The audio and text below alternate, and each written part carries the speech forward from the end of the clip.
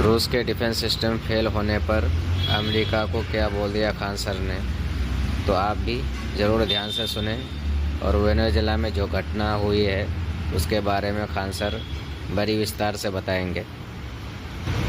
तो चलो। राइफल रखती है ना, उससे तगड़ा तगड़ा ही घरे में रख ले रहता है। कहता है कि वेनेजुएला में S-300 किसी काम का नहीं था, तो नहीं लेके आओ ना, F-16 मार के गिरा देगा। अमेरिका इसको नहीं लेके आया F-35 के लिए। और रूस का भी खराब ही है, तो तुम हर जगह पैसा देखने लगते हो यार। सोचिए अमेरिका की एयरफोर्स इतनी तगड़ी हो गई है, तो रडार में ही नहीं आता। नियम इनको भी तोड़ना चाहिए था रसिया को। ऐसा सिस्टम बना था वेनेजुएला और अमेरिका।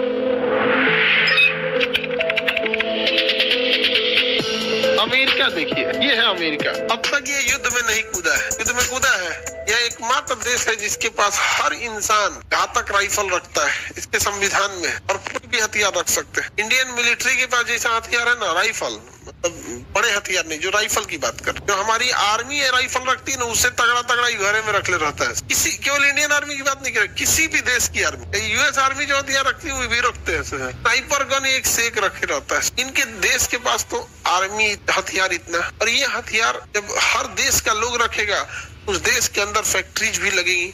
हमारे देश में हथियार की फैक्ट्री क्यों नहीं लगते? आम जनता हथियार नहीं रख सकती, लेकिन आम जनता को देखिए आयुर्वेदिक दवाई खरीदेगी, च्यवनप्राश खरीदेगी। देखो कितना च्यवनप्राश का फैक्ट्री है भारत। बिस्कुट खाएगा सवेरे सवेरे, टोस्ट खाएगा, छोला भटूरा। तो कंजम्पशन जिस चीज का है ना, उस चीज की दुकानें खुलती है और उसमें रिसर्च होता है। जैसे चाय बाबू बोल रहे हैं, इस किस्म का चाय बनता है, अदरक वाली, लहसुन वाला, लहसुन पड़ता है। हमारे यहाँ ना हथियार बनाने की फैक्ट्री नहीं है, क्योंकि हमारे हथियार का कल्चर नहीं। और ये अच्छा भी है, क्योंकि आप हथियार उसको दीजिए जो जिम्मेदारी रखता। हथियार की एक खासियत कहा जाता है, अगर आपके पास हथियार है और सामने वाला जान गया कि आपके पास हथियार है, तो आपको हथियार रखे कोई फायदा नहीं, क्योंकि वो इतने तेजी से हमला करेगा कि आप हथियार ना उठा सकते। अब हथियार रखे हैं ये किसी को पता नहीं होना चाहिए। समझ आएगी नहीं क्या? और कल्पना करो यहाँ के लोग, यहाँ इलीगल है कट्टा, और किसी गत का नहीं होता है कट्टा। तो तुम्हारे पास अगर लाठी है और सामने तुम्हें बंदूक का नॉलेज है, सामने वाला कट्टा को तुम दौड़ा दौड़ा मारो। बशर्ते आपको कट्टा का नॉलेज होना चाहिए। इस 2000 रुपया के कट्टा का औकात क्या है? एक गोली के बाद वो चला नहीं पाएगा, खत्म कहानी। तो अमेरिका में क्या है, कल्चर है हथियार रखने का। तो अमेरिका में फैक्ट्री ज्यादा है। अमेरिका में क्या है, फैक्ट्री ज्यादा है। अब युद्ध होगा ना, तो जिसकी पहली से रनिंग फैक्ट्री है उसको कोई नहीं हरा सकता है, कोई नहीं हरा सकता। जैसे युद्ध में अगर हो जाएगा, आटा घट गया, हिंदुस्तान में कहीं आटा घटेगा? कौन ऐसा गाँव है जहाँ एगो आटा चक्की नहीं है? हमारा वो हिसाब से कल्चर है, हमारा उसी हिसाब से क्या है, इकोसिस्टम बिल्ड हो चुका है। तो अमेरिका हथियारों का निर्यातक रहा शुरू से। तो पूरे इंग्लैंड को हथियार कौन सप्लाई कर रहा था? हाँ, अमेरिका। जर्मनी को हथियार दिया अमेरिका, फ्रांस को अमेरिका, जर्मनी को नहीं, स्पेन को दिया। यहाँ पे जितने मित्र राष्ट्र थे तो सबको हथियार कौन दे रहा था? अमेरिका। और अमेरिका इतना मतलब ज्योग्राफी से रिच है ना, कि अमेरिका समुद्र में इतनी दूरी पे है। समुद्र में होना बहुत बड़ा चीज नहीं है, समुद्र में श्रीलंका भी है। समुद्र में वो इतनी दूरी पर है कि एक शक्तिशाली नौसेना ही वहां पहुंच सकती है। कुछ 4000 किलोमीटर। 4000 किलोमीटर, थोड़ा मोड़ा तो है नहीं। 4000 नहीं, हम 4000 कम बोल दिए। देखो 3000 किलोमीटर भारत है, दिख रहा है? 3000 किलोमीटर क्या है, भारत है, इधर से उधर है कि नहीं? ये आप देखिएगा, ऐसे नापिए, 3000 प्लस 3000 यानी 6000 किलोमीटर। तो आपको 6000 किलोमीटर डिस्टेंस ट्रेवल करने वाली क्या चाहिए? नौसेना चाहिए। इसका मतलब बड़ा देश ही हमला कर सकता है, छोटा मोटा आदमी उतना दूर नहीं जा सकता। एयरफोर्स मतलब अगर आप कंटिन्यू 6 घंटा 7 घंटा फ्लाई कीजिएगा ना, तो समुंदर हिलिएगा। कोई भी लड़ाकू जहाज जो लड़ाई के लिए बना है, उसे छोटा बनाया जाता है इसलिए कि रडार में ना पकड़ा जाए, मनूवर कर सके, फटाफट निकल सके। बड़ा बना देंगे, भाग नहीं पाएगा। छोटा जहाज, कोई भी छोटा जहाज 3 से 4000 किलोमीटर से ज्यादा नहीं चल सकता है। अब कोई लड़ाकू जहाज ही ऐसा नहीं है जो एक बिना रिफ्यूलिंग के बीच में बिना तेल भरे वहां पहुंच सके। इसका मतलब छोटे मोटे आदमी की औकात नहीं, इनको ही नहीं। अब हमारे यहाँ बांग्लादेश धमका के चल गया, अपने यहाँ क्या हो गया बांग्लादेश, ये क्या करिएगा बाबू? यहाँ समझा है? तो ये सब में बड़ी दिक्कत है। हम लोग के यहाँ जो जमीन से जुड़े हैं, एक तो आपको एयरफोर्स जाइएगा तो गड़बड़ी। और ये अगल बगल के देश को बड़ी संपन्न रखा है। अमेरिका को सबसे बड़ा दिक्कत मैक्सिको से है, तो मैक्सिको से दिक्कत का भी एक कारण ये है कि अमेरिका का जो कल्चर है वो नाच गाना, सिगरेट, शराब ये सब वाला है, और यहाँ से ड्रग सप्लाई हो जाता है। समझ रहे हैं? तो युद्ध में अमेरिका कूदा ही नहीं, अमेरिका नहीं कूदा था। अमेरिका हथियार बना रहा था, और अमेरिका की खासियत है जितना अपने लिए लेटेस्ट हथियार रखेगा, दूसरे को थोड़ा कम देगा। और जहाँ हथियार बन रही है वही अपडेट होता है। इससे पहले हम लोग रोटी बनाना सीखे तो तब जाके पराठा आया हम लोग। और जब पराठा सीख गए ना तो मैं कुछ कुछ भरने लगे, आलू पराठा, मिर्चा पराठा, गोभी का पराठा। दिल्ली में जाओगे अंडा पराठा। इस देश में रोटी नहीं खाया जाता है। सोचेगा oh my God, What is this? So many layers.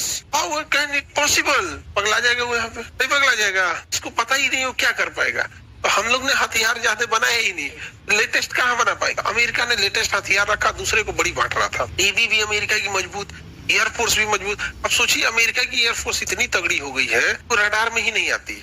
हालांकि अमेरिका कई बार, मतलब आप ऐसे कहिए ना, जैसे आप देखिए, आपको बताते हैं कहता है कि वेनेजुएला में S-300 किसी काम का नहीं था। देखो इसे झूठ बोला जाता और कैसे दुनिया को बेवकूफ बनाया जाता। उसको पता है कि दुनिया में कितने लोग जानते होंगे ये सब चीजें। S-300 2005 का सिस्टम है। कितने कब का सिस्टम है S-300? ये ओल्ड हो चुका है, 1990 का बना हुआ है।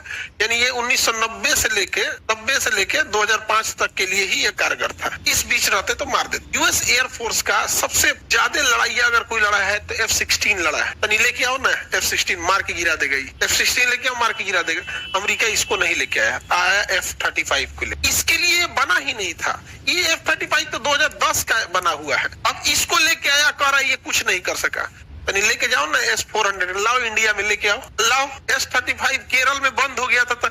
हमारा जहाज मत छुइएगा प्लीज। दुनिया में भारत बड़ी 3 बार दिन में प्लीज बोलता था। F-35 अब जैसे आप ही कहिए कि मार के गिरा दिए 80 साल का बूढ़ा को। भाई तुम लड़ो बराबरी में। और रूस का भी खराबी है, जब जान रहे हो है तो तुम हर जगह पैसा देखने लगते हो। यार उधारी दे देता है S-400। लेकिन अमेरिका इतना खतरनाक है। अंग्रेज जो थे ना, चाल इतने, ये नियम ही बनाते हैं क्योंकि इनको जब मन तोड़ देना, इनकी औकात किसी दुनिया में किसी देश की औकात नहीं है जो इनको बोल सके। इन्होंने नियम बनाया है कि कोई भी देश 300 किलोमीटर से ज्यादा मारक क्षमता का मिसाइल बेच ही नहीं सकता है। नहीं समझे? अब लो S-300 300 किलोमीटर, S-400 दे नहीं सकते। नियम इनको भी तोड़ना चाहिए था ना। उन लोग को, रसिया को भी S-400 देता है, उस पर लिखता है S-300। उसका ऐसा सिस्टम बनाता फोल्डेबल, मतलब उसमें ये वाला सिस्टम जोड़ दोगे तो चल जाएगा 400 किलो, बाकी ऐसे 300 रहेगा। जहाँ चाहेगा तो ये हटा देना। नहीं होता है, करते हैं सब यहाँ। यूएस बहुत पावर। इस यूएस को देख के डर गया जापान। यूएस के देख के कौन डर गया? जापान कहा। इंडिया का डिफेंस सिस्टम ठीक है, बट आप अमेरिका पे भरोसा नहीं कर सकते ना। पाकिस्तान को हमेशा जिंदा रखता है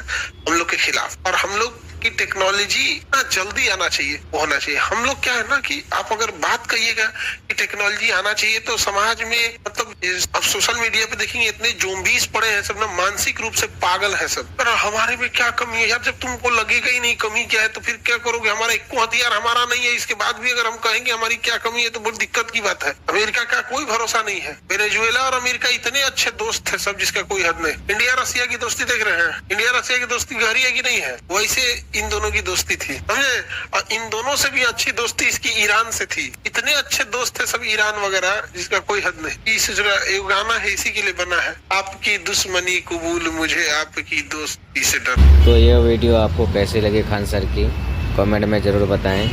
और खान सर की कौन सी वीडियो पर रिएक्शन दूं, कमेंट में ज़रूर बताएं ताकि मैं उस वीडियो पर रिएक्शन दे सकूं और आप तक पहुंचा सकूं। Thank you.